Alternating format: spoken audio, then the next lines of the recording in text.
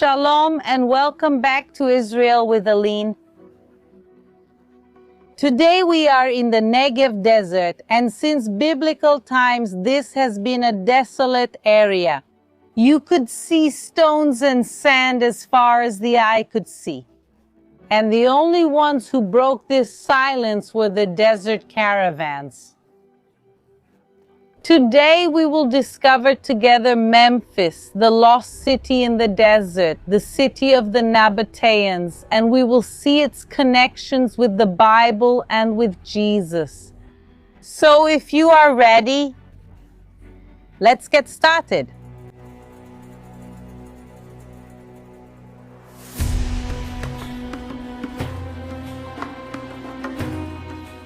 The ancient caravans were able to travel hundreds of kilometers across the desert, sometimes even thousands of kilometers. And they were able to do this while carrying a huge amount of goods to be traded. But at the same time, other people who tried to travel much shorter distances ended up dying in the desert. They couldn't even come close to the skill of these caravans. Who were they? They were the ancient Nabataeans, a people who were experts in the desert, who were able to do what was impossible for others. But what was the secret of the Nabataeans? They knew how to find water in the desert. And that's why they were able to travel very long distances. So in this way, they managed to create huge trade routes coming from the south of Arabia, stretching all the way to the desert in what is now Jordan. And there they had their great capital, the city of Petra. And from there, the caravans would head to the Negev desert where we are. And they traveled until they reached the Mediterranean coast, to the great ports, like the port of Gaza. And there, these extremely valuable goods could be exported to the classical world, such as Greece and Rome. And today, together, we are going to follow part of the Incense route and learn the true story of the Nabataeans. And that's why I invite you now to enter Memphis with me. Mamchit.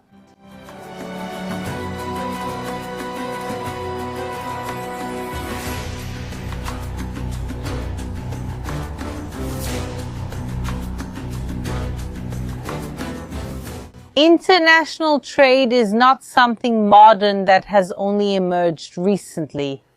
Quite the opposite. If we go back to the earliest period of the land of Canaan and the entire Middle East, we see extensive international trade that was flourishing. The most expensive and luxurious products from each nation were sold from one nation to another. The problem was that between many of these nations there were vast deserts. And there was a need to transport this from one point to another. We can see one of the earliest biblical passages in Genesis 37, the account of one of these caravans. But as soon as Joseph reached his brothers, they stripped him of his tunic, the long robe with sleeves that he was wearing, and threw him into the cistern. The cistern was empty without water. Then they sat down to eat. Looking up, they saw a caravan of Ishmaelites coming from Gilead. Their camels were carrying spices, balm, and myrrh, which they were taking to Egypt. Then Judah said to his brothers, "What will we gain if we kill our brother and cover up his death? Come, let's sell him to the Ishmaelites. Let's not harm him, for he is our brother. He is our own flesh and blood."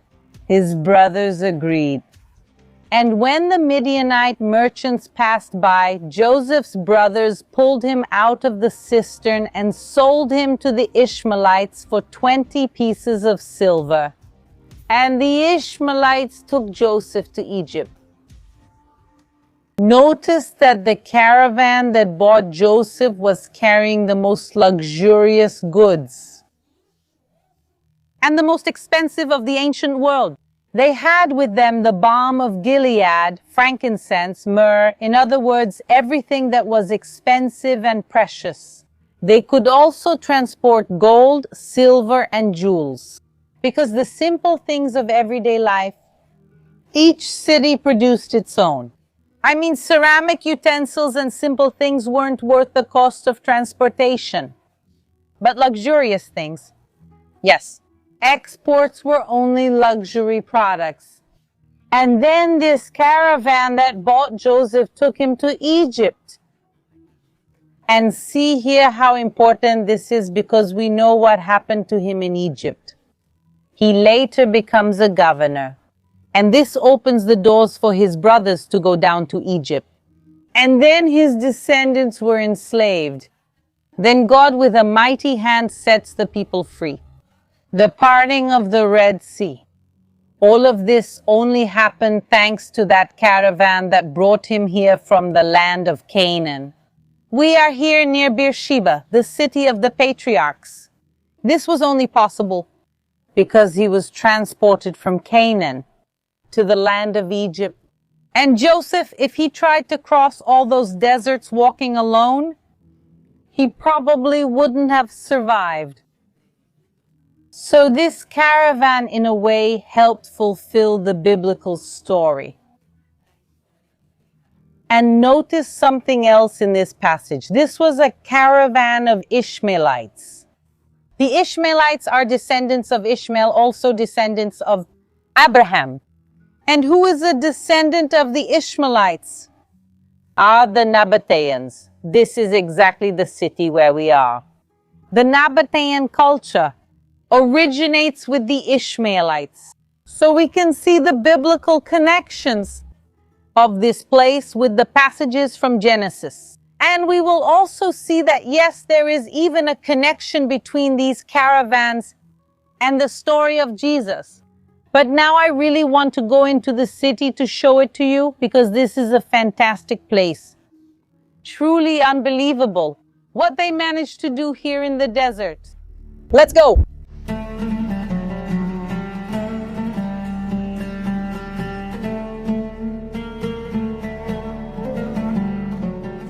The Nabataeans were a nomadic people. I mean, they lived in tents in the desert.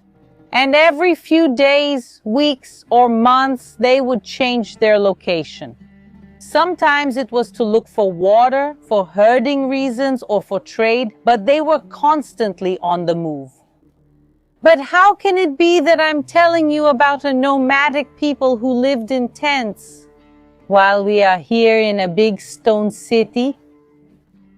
Here's what happens. The Nabataeans come together and create a great kingdom. And the main source of income for the Nabataean kingdom was their trade caravans. But now imagine with me, caravans traveling through the middle of the desert, carrying luxurious, extremely expensive goods. What did that attract? Thieves and bandits. And that's why the Nabataean kingdom, to protect its source of income, they create along these trade routes defensive outposts. And that's why the first structure that was built here in Mamchit was the defensive tower that's right here.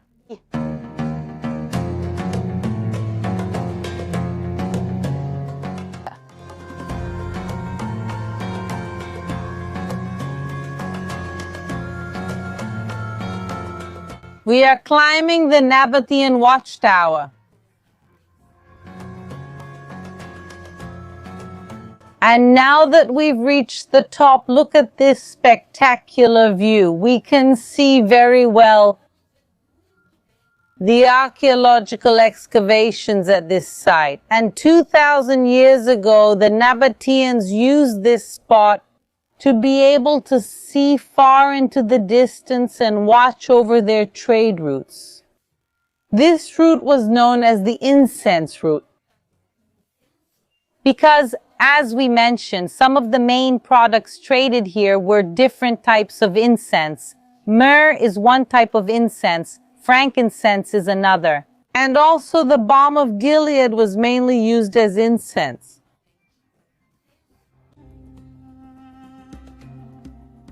This place, which started as a watchtower, a place to protect the incense route that passed right by here, quickly became much more. It became a safe haven for all travelers, with services for them. Here they received lodging. They could buy food and drinks. And there was also lodging for the animals. There was a kind of camel parking lot right below, right at the foot of the hill. And so they start using this place to really rest and gather strength to continue on their way. See how well preserved this place is. Can you understand what this is? This is a kind of wheat mill. You can come closer. If you look at the top part, it looks like a funnel. Here they would put the wheat or the barley, depending on what they were grinding that day. They would turn this upper stone with the help of a donkey or another animal, and the friction of the stones would grind the wheat and the flour would come out from underneath. Of course, it's not flour of the same quality that we have nowadays, the white flour, but it was possible to produce a large quantity of flour and as a result, a large quantity of bread, enough to feed all the travelers here in the desert. And notice something else interesting here. All the stones that are around us, all of Mamchit is made of stones, limestone, this light-colored stone, because this is the stone that makes up the Negev desert. The only stone here that isn't limestone is this one, this black stone. It's basalt. And they used to make the meals out of basalt because, as you can see, the stone has a texture and that helped with friction. And it made the wheat easier to grind. But there's a problem. There's no basalt anywhere in the Negev desert.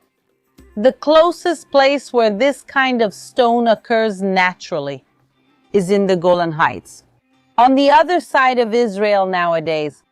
That means that these desert travelers, probably riding on their camels and their animals, brought these stones from enormous distances. This proves once again the capability of these caravans. And so everyone, they could have their daily bread.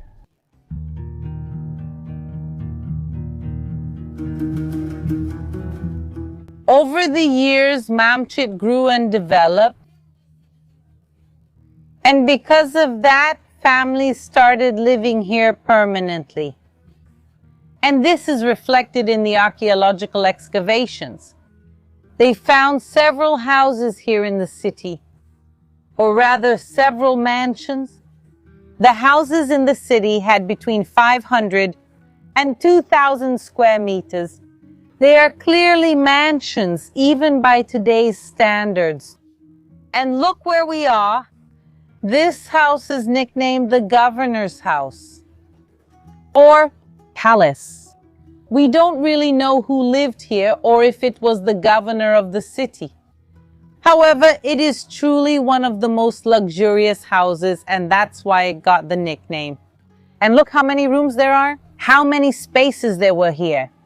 And this house, like most buildings in the city, had 2, if not 3 floors. Really something extremely luxurious. Experts also believe that the houses were so big because the Nabataeans were a people that was used to living in tents in the desert. And because of that, they were used to living in very large spaces. And they also bring that culture of theirs into the cities. Despite that, the city mainly functioned as a way station for travelers because 25 houses were found in the city. I mean, it's not that much, but yes, there was a permanent population who provided services to travelers. And now let's take a look at a bit of the luxury of the Nabataeans.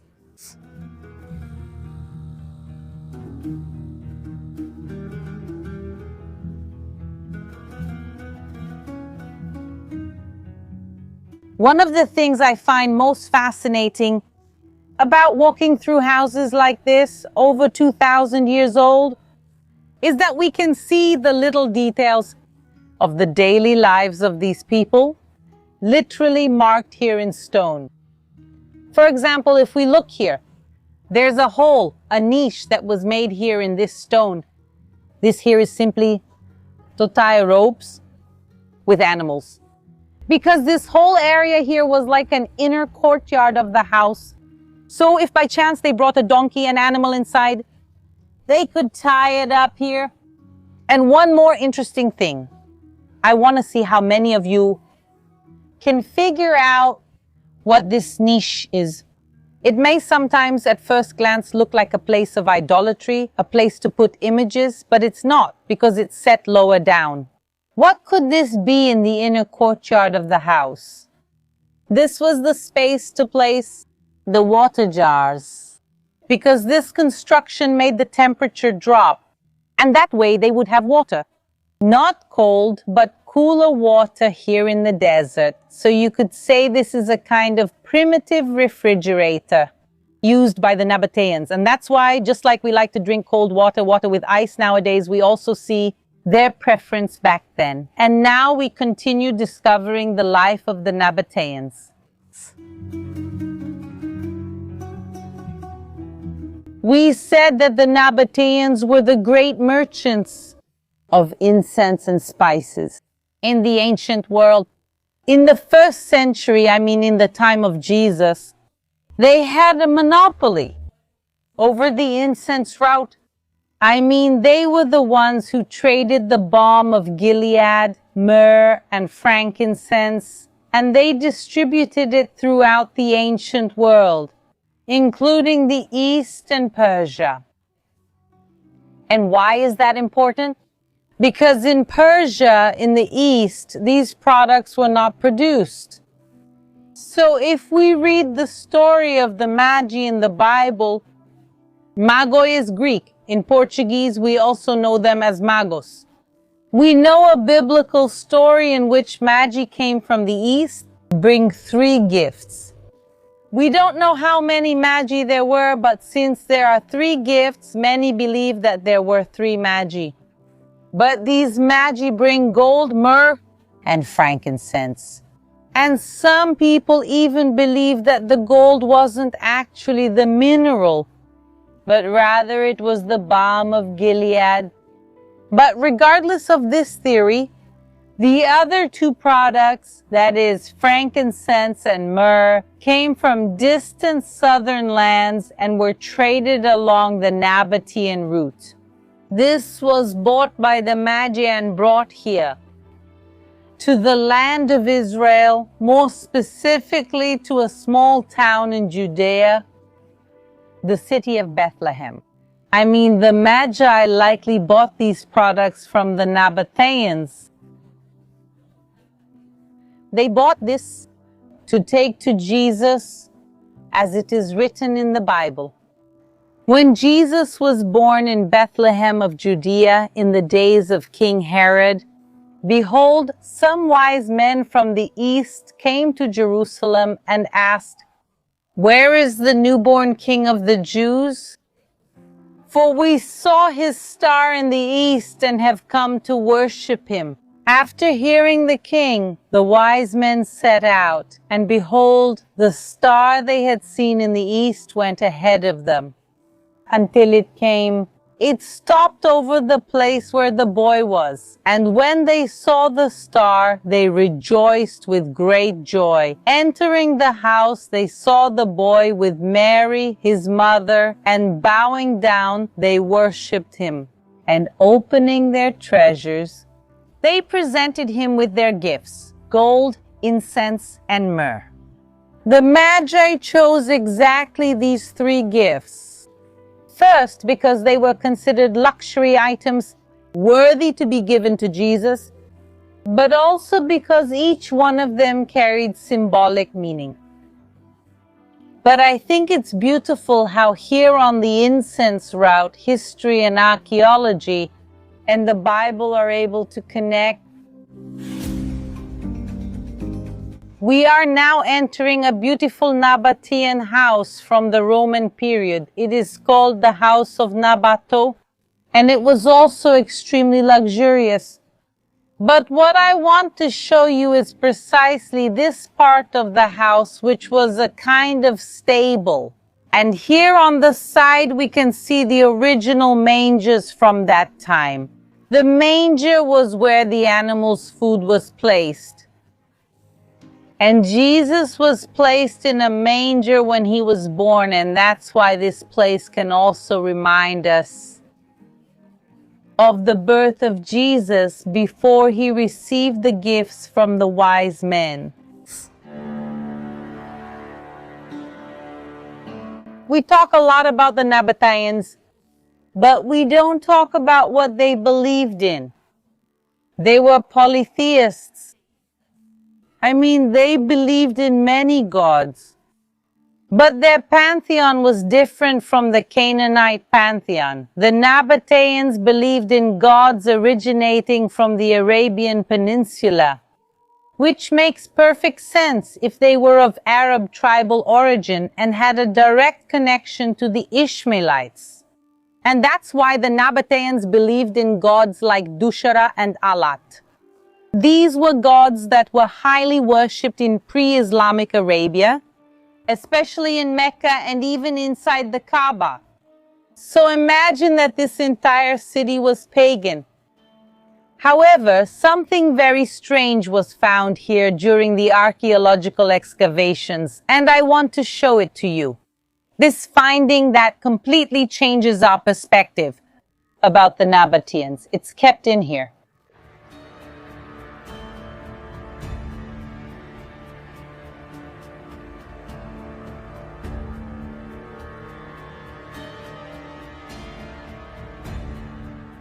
Notice that there's something strange about this place. All the paintings, these images, are of Greek and Roman gods and characters. For example, these two winged characters. We can see that one of them even has a name, Eros, who is Cupid, who is often associated with love or desire. And next to him, Psyche, who would be like the personification of the soul. But why do we see Greco-Roman things here? Because in the year 106, the Roman Empire conquered the Nabataean Empire and absorbed them. So the culture also starts being exchanged back and forth, and we see the Nabataeans starting to worship Greco-Roman gods, like here in this place.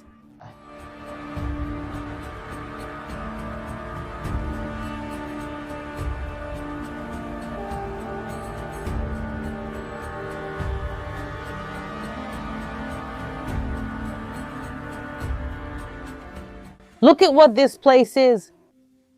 We are now in one of the oldest churches in all of the Holy Land.